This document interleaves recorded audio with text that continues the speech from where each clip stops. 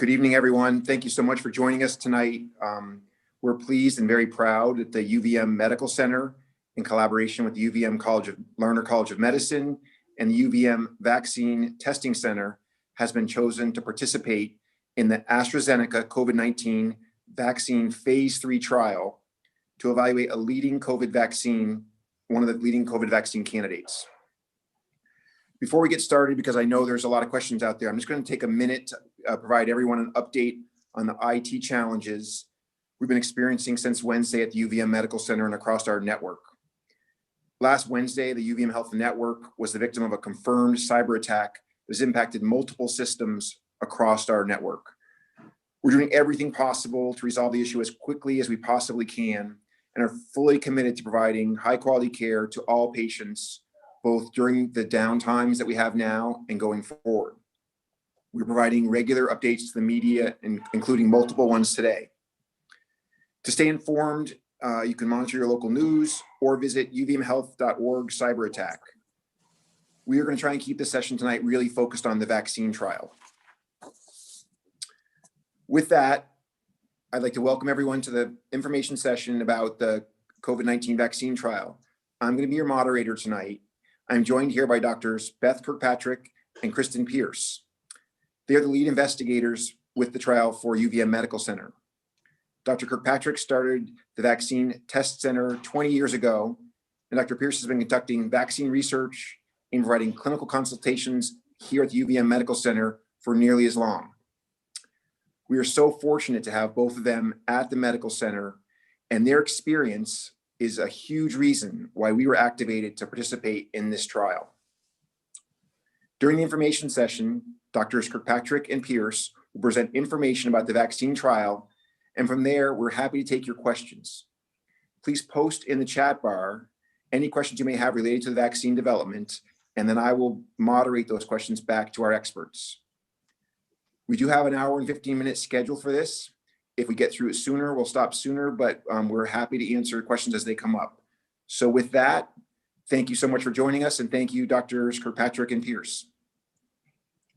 Thank you. Thank you, Dr. Leffler. I think I'm going to start. We're going to spend less time talking and more time answering questions, hopefully.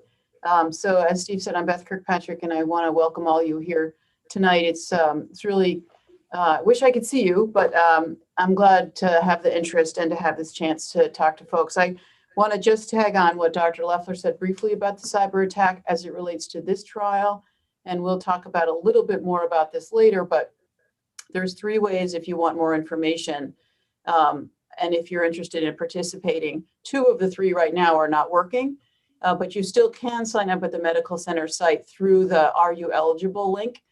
But the phone number and the emails are not working, but we hope soon they will be working. Even without that, we've had a lot of interest, so that's good news.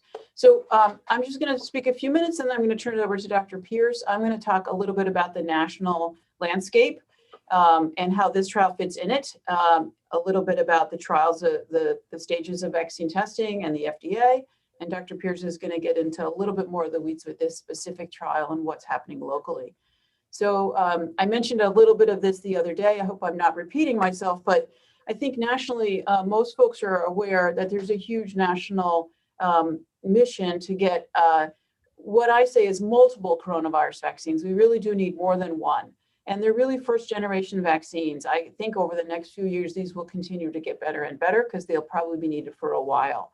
So industry, including pharmaceutical companies, in collaboration with the National Institutes of Health and academic medical centers, all of these people together are now forming new collaborations, which we never would have seen before coronavirus.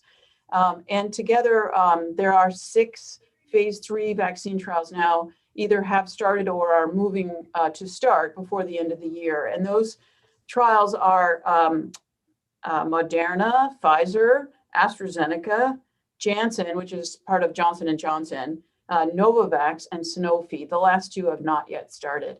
And these trials are all planning to do the same thing, and that is to see how well a vaccine works to prevent the illness that the virus of COVID-19 causes.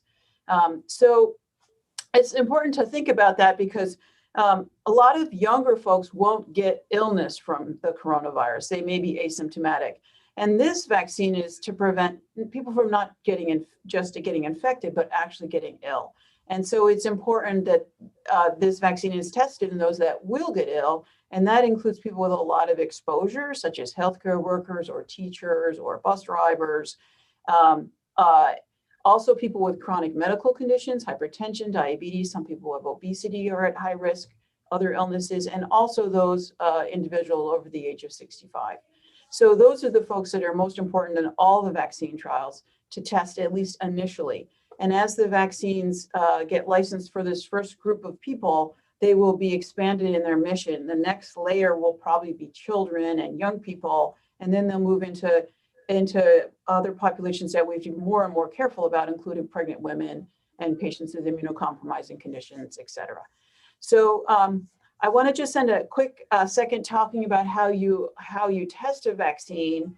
And there's an awful lot to know about getting to this point. But once you've established what vaccine product you're trying to build, you have to get permission to even use it in human beings. You can't actually put any kind of investigational biologic product in a person without having a huge amount of supporting data from safety, from tissue models, from medicinal chemistry. All of that information goes to an application to the Food and Drug Administration and what is called an investigational new drug. And without that approval, you can't actually test any kind of new medicine or new vaccine or a new biologic in humans. So the process of testing vaccines moves through 3 phases. Phase 1, which is first in human, phase 2, and phase 3, which is where we are now. Phase 1 is the very first phase, very small number of very healthy people. You're mostly wanting to see this as safe. And sometimes these studies have 10 or 50 people in it. And many vaccines disappear by the end of these stages because they're either not safe enough or they don't do anything at all. There's sort of a balance between the two. Once you get through that phase, you move into the phase 2, which is more several hundred people, and you're going to figure out how many doses and how big the doses are in the phase 2 trial. And if you feel like at the end of phase 2 trial, your vaccine is likely to be successful, and because you're also looking at immunology, you'll move into the phases that we're in now. And these are the big trials, 10, 50, 70,000 people. And they're so big because they're efficacy trials. In vaccines, this is the first time we really know if the vaccines work to prevent the disease. And these are the phase 3 trials. These are the trials, the vaccines that I mentioned are now in, including the one we'll be testing here in Vermont. And these are very important because without them, we just need to know if these vaccines work to prevent the disease and how well they work. And the FDA has very strict criteria for what a vaccine needs to do, and it has to be at least 50 to 75% effective in adults over 18. And so this is sort of the background of where these vaccines start and where we are now.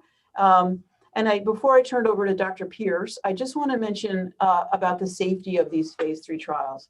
And you may have heard a few of these vaccines have been stopped temporarily because someone in them had a side effect. These are all blinded placebo-controlled trials, meaning some of these people in the trial will have a placebo and some will have vaccine, and the investigators who see the volunteers will not know which is which. And because they are so large, sometimes these incidents do happen, whether they're related to the vaccine or not. And the right thing to do is just to stop everything and have the data safety review boards, all the individuals looking at the safety, make a clear decision of whether it's safe to proceed or not. And they ask the specific question of whether they think the event is related to the vaccine or not. And so that's what's happened in both of the trials. The Janssen and the AstraZeneca trial were both temporarily stopped, and now they've both restarted. In these trials, the safety is embedded and woven in throughout. The protocols the study designs are designed to look at safety. There's a medical monitor who's independent assigned to each trial. There's a whole board of data safety monitoring scientists that are independent from the trial. And then there's the FDA. So there's multiple safety layers built in, and safety is always the #1 priority for these studies. We need to know about the efficacy, we need to know about the immune response, but we have to have the safety. So I just wanted to mention that this is something always on our mind and important to really think about when we talk about any vaccine. So that's a lot of background about vaccines. And with that, I'm going to turn it over to Dr. Pierce to talk about this vaccine. Thanks, Dr. Kirkpatrick, Dr. Leffler. I think so. What I think wanted to highlight is sort of what we're doing here at UVM and how we're recruiting and trying to enroll volunteers. And as Dr. Kirkpatrick said, we sort of think about your risk of getting COVID or having severe disease from COVID in 3 buckets. Your age, so the higher or older you are, puts you at more risk for complications. Underlying medical conditions, things like diabetes, high blood pressure, put you at higher risk for developing complications. And then your profession or how you're interacting in the community puts you at risk for getting exposed to the virus and therefore getting sick. And so we really think about that as sort of 3 layers when we look at enrolling volunteers.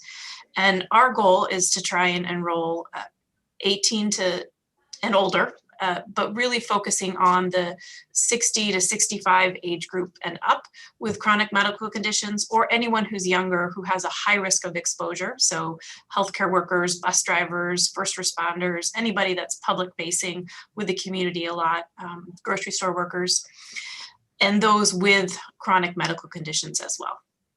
So there is a pre-screening process, as Dr. Kirkpatrick talked about on the website, that asks some general questions about who you are, how old you are, what medical conditions you might have, what medications you're taking. And they ask information about your profession. So what are your risks of being exposed to COVID in the community? So understandably, if you're a 25-year-old financial worker who's maybe working remotely from home and has no medical problems, you'd be at lower risk than a 60-year-old ICU nurse with diabetes who would be at higher risk for both obtaining COVID or getting exposed to COVID and having complications. And the study here at UVM or UVMMC will be not right here at the medical center, but off-site. And so inclusion, and if you decided to participate in the study, what that might look like is you would come to, after a phone call and some additional information, you might come to the clinic site for what we call a screening visit. And that's where we would review your medical history. We would talk about what the study details at length. So understanding risks and what your participation would mean in the study before we embarked on any other study procedures. And if folks decided to enroll in the study, it would really be a 2-dose study. So there's an initial vaccine on the first day, followed by a second vaccine about 30 days later, 29 days later. And in that time, there are phone calls and some clinic visit follow-ups between those 2 doses. And then after the second dose, there's a study visit where you would actually physically come to the study clinic at 3 months, 6 months, a year, and 2 years. So it is a 2-year long study during which we want to know if you're having any symptoms, if you've been exposed to COVID, or you're having any COVID symptoms. And I think that's sort of the general gist of the study. Dr. Kirkpatrick, do you want to add anything to that? Thank you. Let me think. Let me think if there's anything more to add, and then if not, we'll open it up. I guess I would say, we have had a very large response, and we're very grateful to that, that people are interested and willing to help. And what we've had to do is we've had over 2,500, inquiries already for. We know we're going to do at least 250 people. We potentially could do more. We've had to make some difficult decisions because obviously we can't put everyone in the study. And so as Dr. Pierce suggested, we have been required by the study sponsor to have over 25% or higher be in the age 65 and up group. But we've had to really restrict this to the folks that have the highest risk for coronavirus disease. So as was mentioned, if you're a 30-year-old accountant working from home and you have no medical conditions nor exposure, unfortunately, those folks probably won't make it into this study. Maybe we may do other studies. We're actually part of the National Institute of Health network now of academic medical centers that do other studies. And so we do think there may be other studies coming along. The other thing to just briefly say is there are some exclusions. And I don't know if Dr. Pierce, did you want to did you want to talk about who can't be in the study? Would that be helpful? Sure. So there's several reasons that you couldn't participate in the study or exclusion criteria. Some of the things are if you're pregnant or breastfeeding. There are certain medical conditions, such as a primary diagnosis of cancer, or a history of having a primary diagnosis of cancer would exclude you from the study. There's a long list of certain medications, usually medications, we call them immunosuppressive medications, so things that people might take for autoimmune diseases like lupus or MS, people on blood thinners, so drugs like warfarin and a whole host of other drugs that thin your blood for various reasons. Those are exclusion criteria. And that's pretty much the gist of it. There's some other things, but those I think are the major ones. Great. Yeah, I think generally the principle here is folks who have stable chronic medical conditions are enrollable. And stable is defined as you haven't had a medication change within the 3 months before the study. You're unlikely to have medication change in the duration of the study, and your condition is stable enough that you would not be hospitalized within the next 2 years. And so unfortunately, we do have to exclude some people for reasons like that. And there are a few others. So part of the process that Dr. Pierce described regarding the screening, we'll go through some of these other specific reasons there are a few more that you can't be in that study, but generally speaking, many people can.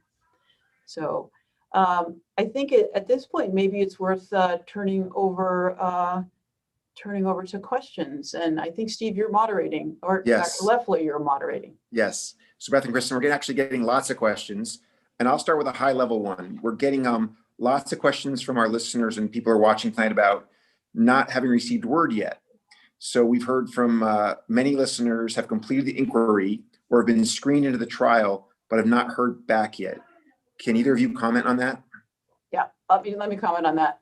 And I would say, first of all, thank you for screening. And second of all, we are having to beg your patience on this. We had a much more tremendous response than we actually would have ever imagined. And we have had to really carefully and thoroughly go through every entry.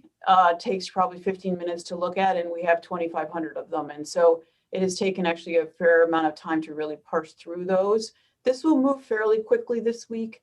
We are starting to put people into appointments, and we are hoping to start the in-clinic visits the middle of next week.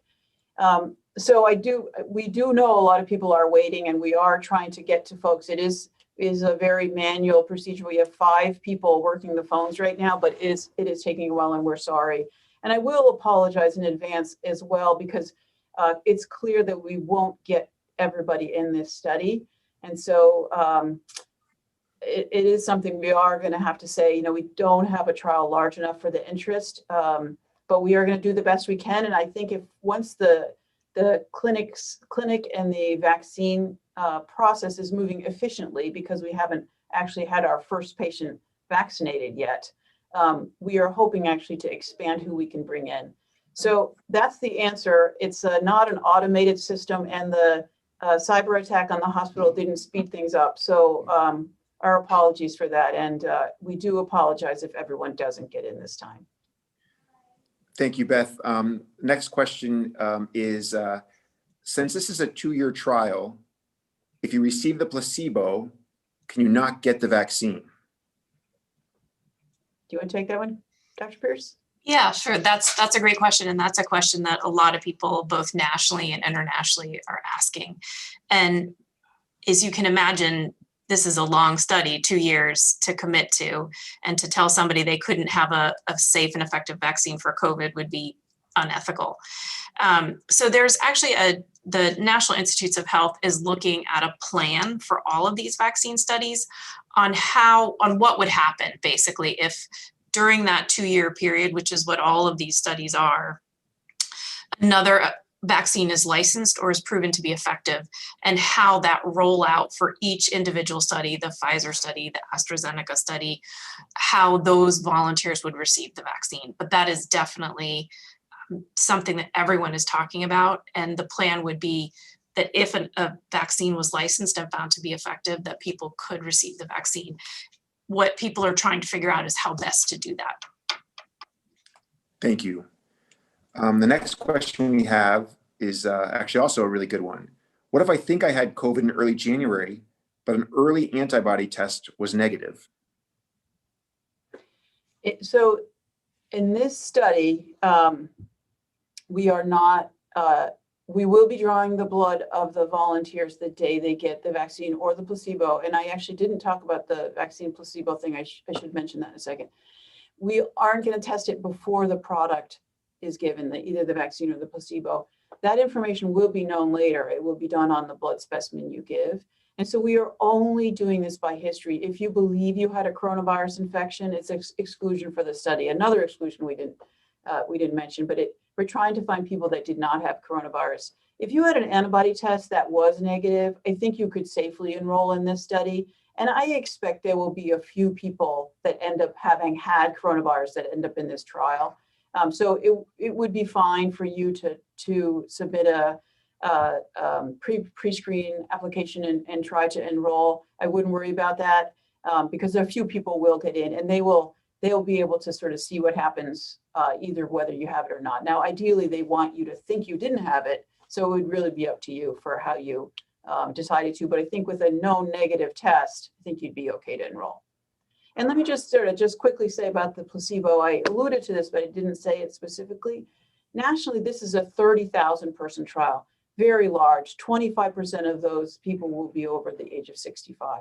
But in that 30,000 people, the volunteers are randomized to either the placebo or the vaccine. 2/3 of people will get the vaccine and 1/3 will get placebo. And the volunteer-facing individuals in the vaccine clinic won't know who's had what. So it is important to realize that after you're in the trial and you don't know what you have, either way, you cannot change what you do to prevent yourself from having COVID. You have to keep on your mask and your social distancing, your hand washing. So because you don't know if you've had the vaccine or a placebo, and we don't know how well it works yet. So we are not going to tell you to change your COVID prevention practices. Thank you. So the next couple are very specific about would someone be able to enroll with certain conditions. So the next one is the trial accepting patients who are 65 plus with diabetes and adult onset asthma? Yes. Easy answer. Yes, that's a perfect candidate. And I'll give you another similar one. As long as the conditions are under control, yeah.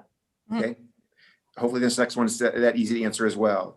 A patient with compromising conditions controlled with meds, asthma, hypertension, 68 years old. Yes. So those would be, again, over 65, medical conditions that might predispose you to severe disease, as long as they're stable, like haven't had to go to the emergency room for your asthma in the last few months, and their hypertension or diabetes is well controlled. Yeah.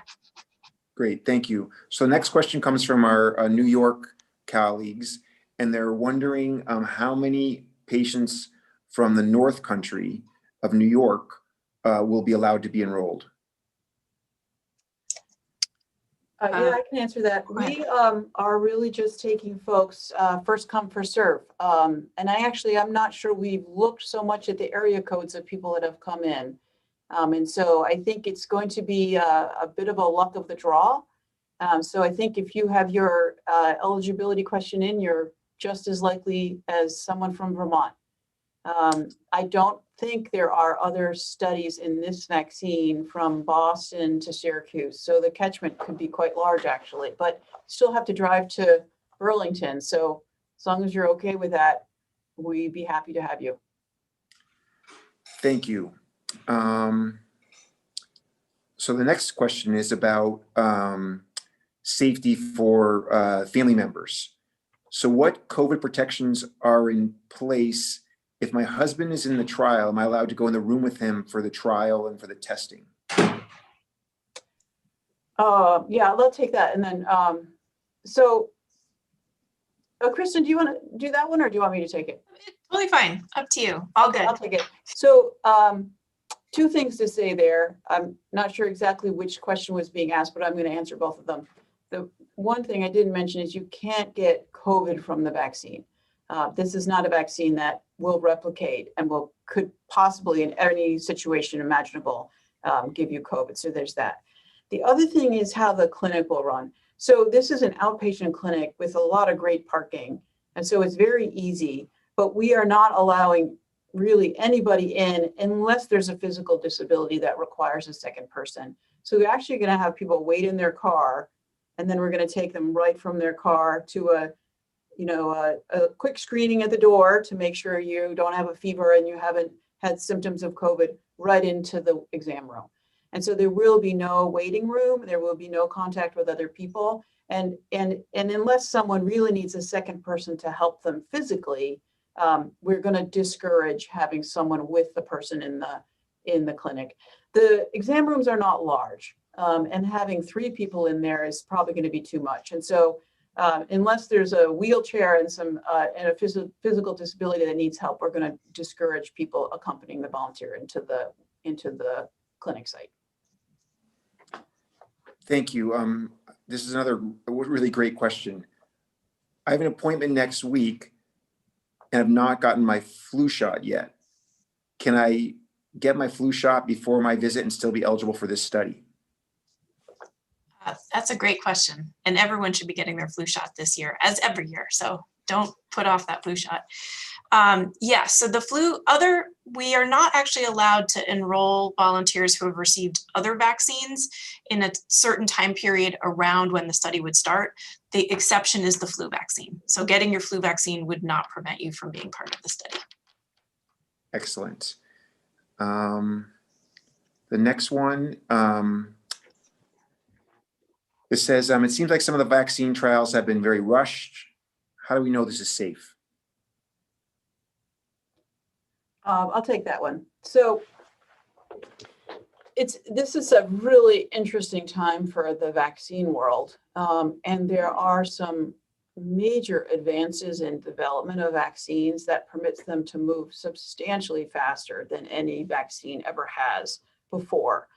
And so it feels very rushed here because there's a lot of people involved and a lot of things that need to be done. And it is fast. But there are some very valid reasons it can move this that fast and still be safe.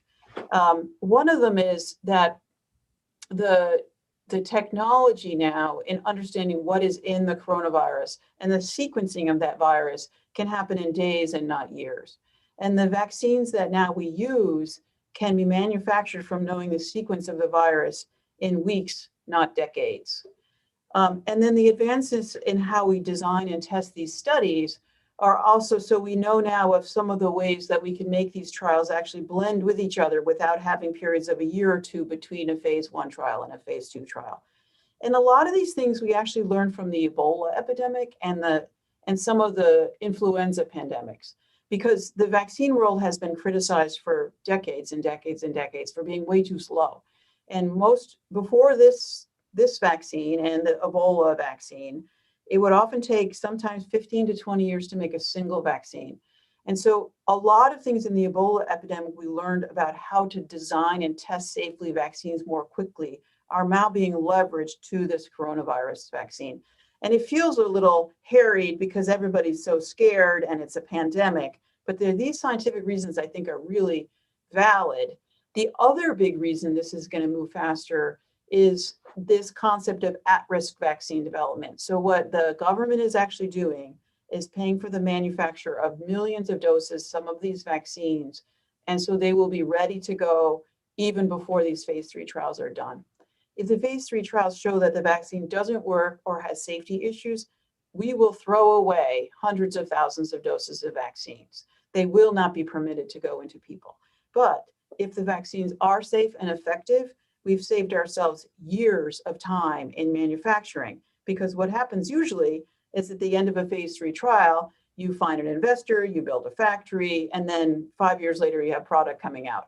So this is what they call at-risk vaccine development. And that has allowed this to speed up with savings of years and years and years. And so it does feel like this is just a lot of information is moving very quickly. There's a lot of vaccines. All that is true, but underneath it, I think there's some solid scientific reasons. So maybe too much information, but that's my answer. Thank you, Dr. Kirkpatrick. Next question. Will I be exposed to COVID? I think they mean in the trial, if they come in and enroll, will someone be spraying COVID in their face? No, absolutely not. And Dr. Kirkpatrick said you can't get COVID from this vaccine. It's not a live vaccine. There are studies that are vaccine studies that are called challenge models, where that is the platform where you get a vaccine or placebo and then you are exposed to maybe a weakened form of the virus. We are not doing that at UVM. We are not doing COVID challenge studies. We are not exposing people to COVID. So great question. Thank you. Thank you.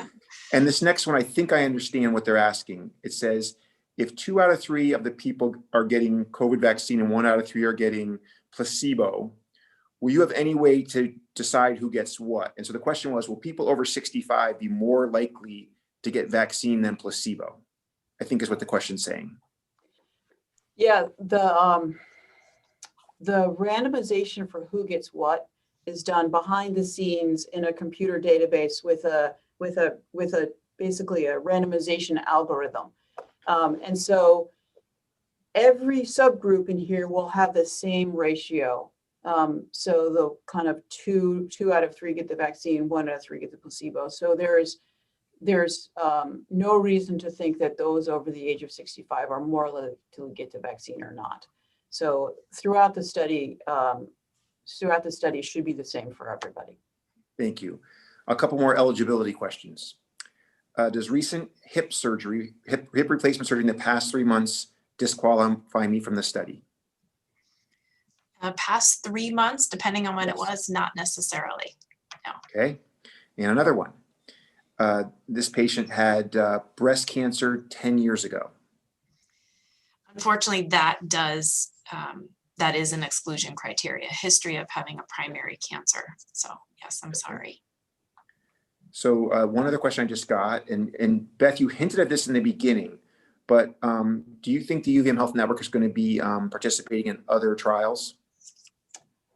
Well, I hope so. Dr. Pierce and I have been keeping our eye on this pretty closely. I think by probably January or February, we'll have a really good sense of what the next set of vaccine trials will be. And they could go in one of 2 different directions. As I mentioned, they could be specific to college age, populations or children, or even even a quite old population, let's say people over 85 or something. So they could be working on these primary populations. The other way they could go would be to do some of the things that Dr. Pierce alluded to, let's confirm that if you get dose 1 of vaccine A and then dose 2 of vaccine B, that they're additive and safe, and they still give us what I want to protect you from coronavirus. So I think when these new vaccines start coming on the market together, trying to figure out how they play in the sandbox with each other, and if they're safe and effective, is going to be something we should really formally start looking at. So I don't know yet which one we will be involved in, but as part of this national network, we're very engaged. And some of our eligibility does have to do with how much coronavirus is here. And this is why we haven't already started, because right now we don't have a lot of coronavirus. And so that's been a great thing. And so some of these the studies have different enrollment criteria from different populations. So some of that will depend on what comes next. Thank you. Next question says, 2 years is a long time. What if I move out of state in 2 years? How many of the appointments are in person versus phone or email? In the second year, it's your 12 months or your 1 year visit, and then you have a visit at another year. So that happens and people move, and we definitely take that into account when things in all of these studies. So don't let that stop you. Thank you. Next question. How will you know if the vaccine works? What does success actually look like? So success is formally a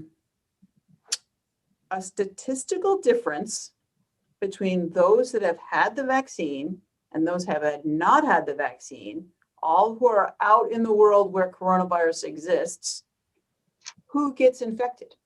Is it different if you've had the vaccine or not? And is there enough difference? And that's the core question. So folks, and this is not a big issue in Vermont because we don't have that much coronavirus. Hopefully it'll stay that way. But you can see that in other parts of the country, if you have a placebo, you'll be much more likely to get coronavirus than if you have the vaccine. And statistically, you can show how well the vaccine works by comparing what happens to those two populations. So you can't have a phase 3 trial without having the illness floating around. And you're really looking to see the difference between what happens for the people with the vaccine and those that don't have the vaccine. So that's how it's figured out. Thank you. And this next question, my family doesn't support me signing up for this trial because they think it's too risky. What should I tell them?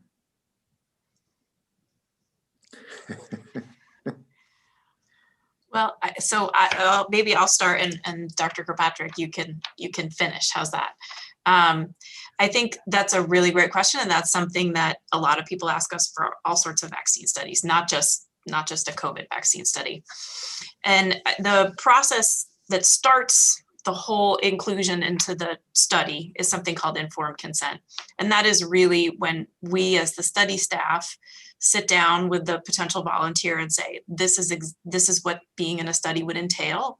This is what is expected of you as a volunteer, what is expected of us as a study staff, and talking about some of the risks and making sure that people fully understand those risks and have their questions answered.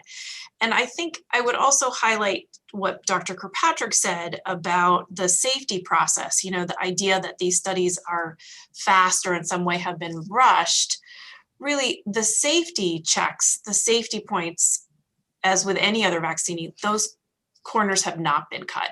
And in fact, there's so much media attention around these trials that I think the whole globe is looking for a vaccine. And so the safety piece is, I think, even more stringent than maybe in years past, I think. Beth, do you want to add anything to that? No, I think you said it really well. I would say vaccine studies and participating in a clinical research studies are not for everyone. It's a totally individual decision. It's a voluntary activity. You have to be comfortable with it. So I would say if you don't get to the point that you are feeling comfortable with it, then it's fine if you don't do it. And that's okay. We really spent a lot of time making sure that people are totally informed and totally comfortable with this, because, if we knew 100% what was going to happen, we wouldn't need to do a study. And so studies always come with some degree of unknown because it's human beings. There's 30,000 of them. And we, as the study team, is there 24/7 to be there should anything happen. And most of the time, what we say is the biggest part of these trials is just boring. And we love boring. Boring is our favorite thing in clinical trials, but that's not a guarantee in clinical research because things happen with human beings. And these vaccine trials go through these earlier phases on purpose to try to make sure that when we get to these big phase 3 trials, that we are using vaccines that we think will probably be licensed, that we think are really safe. And they think they will work.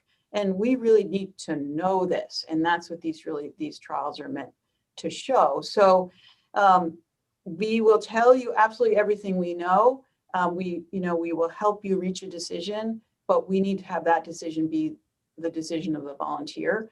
The benefit of this trial is, of course, this vaccine could well be licensed, and then you may be one of the people to have it earlier than everyone else. Of course, you won't be guaranteed it initially because it's 2 out of the 3, not a third of the 3. But it is a total balance. It's a total individual decision. And it's okay if you decide not to, it's okay. So we can't ask people. We won't ask people because it really is it's a really individual decision. Thank you. I'm going to actually tie this right to that. Is there any compensation for people who participate? Yes, there is. There is about $100 a visit, and it's more for travel costs. And we recognize that people are coming from sometimes far away, and your time is important and your time is valuable. And at least the first visit, the screening day and the dosing day, could be a long visit. It could be a couple hours or more, just depending on how things go. So we recognize that we're asking people to give a big chunk of their time as well. Thank you.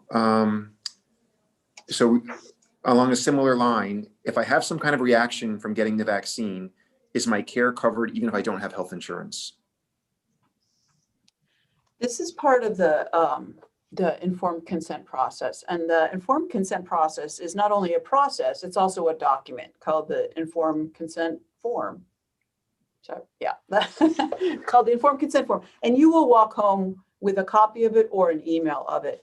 And actually, one of the principles of clinical research is if the vaccine causes harm, then your care is covered if the vaccine causes harm through the sponsor AstraZeneca of this trial.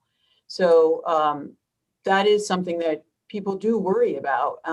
And particularly if you're someone who doesn't have insurance, you do need to know what's going to happen. So if the vaccine itself did cause some unexpected harm, which we certainly hope and pray wouldn't happen, that is something that's covered, and that would be in the informed consent document that you would bring home with you, so you would know what to do, in the rare and unlikely circumstance that would happen. Thank you. When will patients be told if they got placebo or vaccine?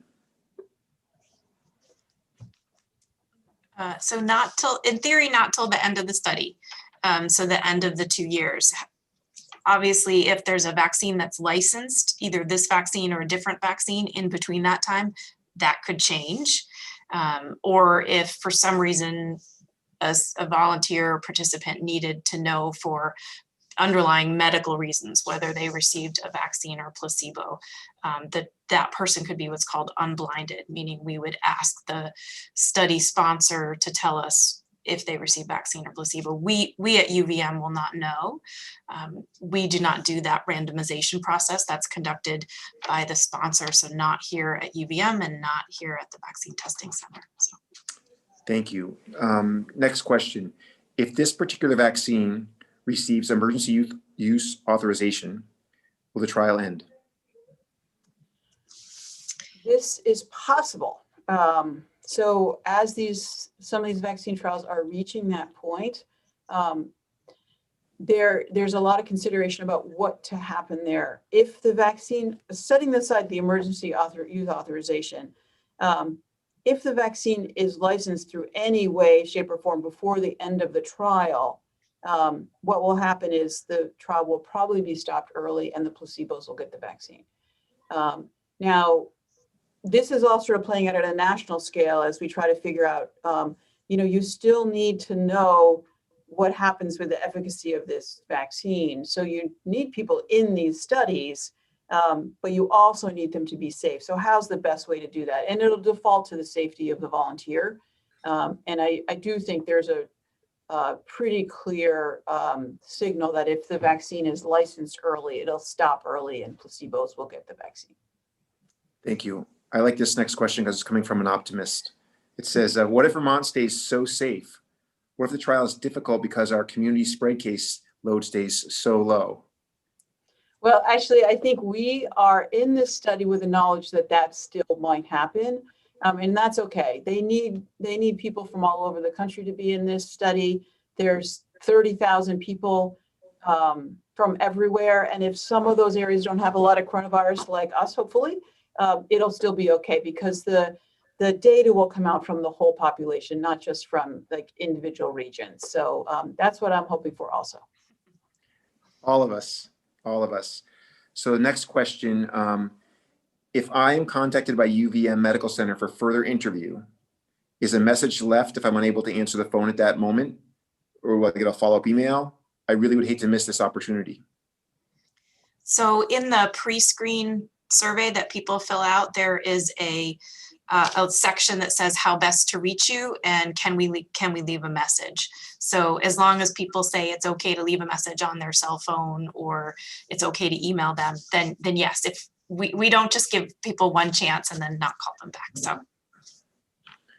All right, so we have a budding vaccine person here. It says, if the vaccine only has to be 50% effective to be sufficient, how will we stop the spread of COVID? 50% doesn't seem very effective. Yeah, I love it.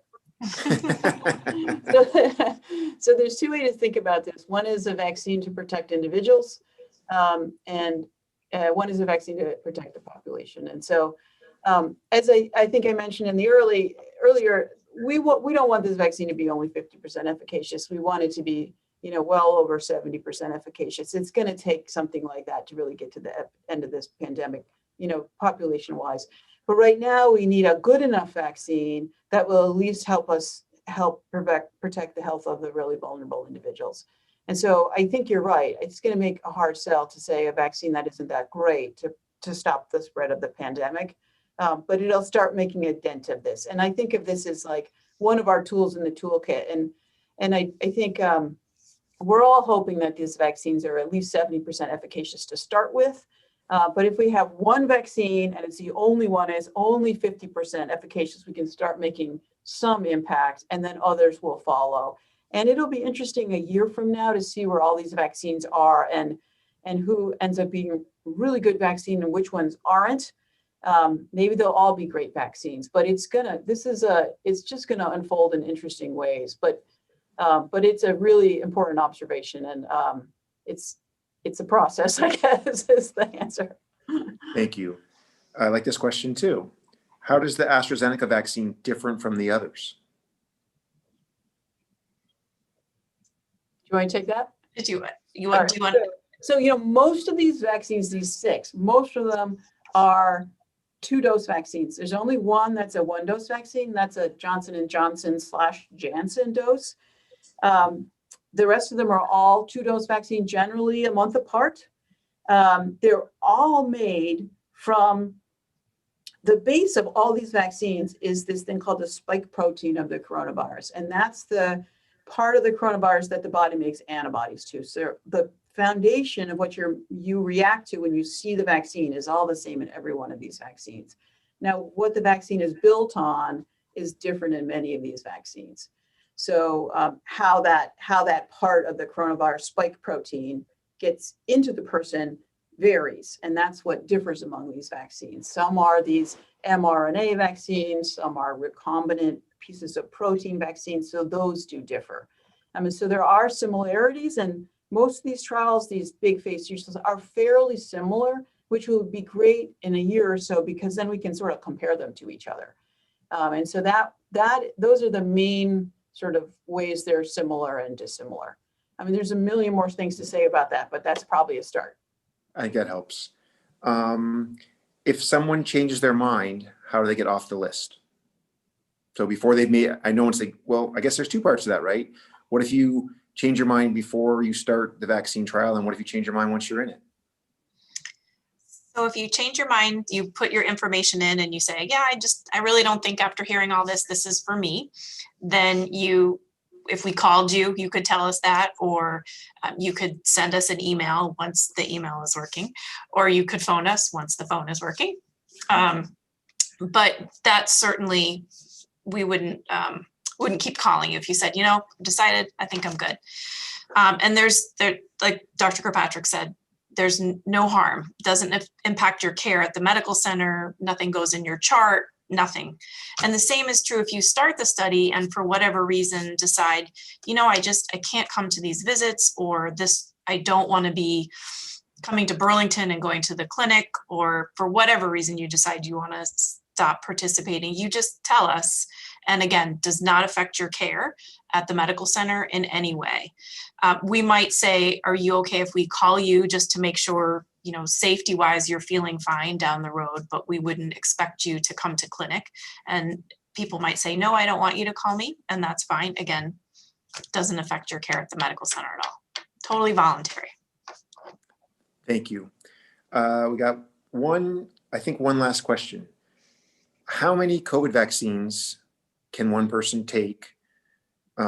So I guess I was thinking the question that, so I think people are thinking, if 2 or 3 come out and one looks better 9 months from now, do you think people are be getting multiple different ones? I guess is the way I would think about that question. I don't know the answer to that. I mean, to be totally honest, nobody knows the answer to that. I don't think if it was me, I'd be taking multiple coronaviruses vaccines knowingly yet until we really have a better sense of what happens when you do that. So if you were in this trial, for example, and then some other vaccine got licensed, we would try to figure out if you got the vaccine or not. Because if you did get this vaccine, we're not going to know a whole lot about what it means to get this vaccine plus another vaccine. But we're going to start understanding that really fast, I think, in the next couple of months. So I don't quite know the answer to that, but we would work with you to try to make the safest decision that is optimal for your health. Because if we are going to ask folks to enroll in this study that do have medical issues that make them at risk for coronavirus, this is the number one thing we owe the volunteers, is some clarity on what to do if they're in this study and something else comes along. So this is a space that Dr. Pierce and I are watching very closely nationally, and we will communicate pretty clearly what we know with everyone in this study. The bottom line is you never have to stay in a study, as Dr. Pierce was saying, if you don't want to. But we do want to make sure that you are safe, and anything we can do to help you make those decisions, we will do. And I'll just All right. add that Steve or Dr. Leffler, that might, what Dr. Kirkpatrick is saying, that might actually be a reason that if a different vaccine was licensed, that some of these trials would still continue to follow people out for 2 years to get some of that data on how do people respond with 2 different vaccines. So those trials may not be stopped, but may actually continue for that reason. Okay, I'm pretty sure you guys answered this, but I'm going to just reiterate it because I think the person, so it said, for our trial, will only 400 total people be enrolled, or could we have a larger sample size because of increased interest? That's an excellent question. So we are, as a site, are not guaranteed anything. So for better or for worse, this is what they call competitive enrollment. And that means there's another 80 sites. And when the 30,000 people get enrolled, the whole trial is stopped. So our job, Dr. Pierce and I's job, is to try to get this going as quickly as we can, and as safely as we can. And we want to make sure that this is efficient and safe and a good volunteer experience. And then we will move as quickly as we can. And we would love to have more than that many volunteers, but we want to do it right. And we also are, we are an academic medical center, and we work on the research side of the house. There are these other sites that are commercial clinical research organizations that actually are very, very large. And those can enroll lots and lots of people very quickly. We don't have that kind of infrastructure. So we will never be able to dose 60 people a day for that. We probably could do maybe 20 at the highest. So other than having a small army, we are part of this group of sites that will try to get to this 30,000 volunteers. And of course, because it's a pandemic, everyone would love this to move, to enroll quickly so we can figure out the vaccine works quickly. So our number one goal is to get this started up safely and effectively, and then we will move as quickly as we can to get as many people as we can within the realm of it still being safe. So we're hopeful, but we don't have any guarantee. Okay, and this is the last question. I like this one too. This person's thinking ahead. It says, in the long run, we all have to get 2 vaccines annually, COVID and the flu, or do you think they'll be combined? Oh, they're already planning to combine them. Yeah. There- But we don't Love know it. if we need COVID every year yet. We don't know that yet. So, but I know there are already people are thinking about putting them together if we do decide that. Okay, so Dr. Kirkpatrick, Dr. Pierce, I want to thank you so much for answering all these questions. I want to thank everyone for joining us tonight and bringing up the great questions. They were really good. And so if you've called into the or gotten your name on the list, we are working our way through contacting everyone.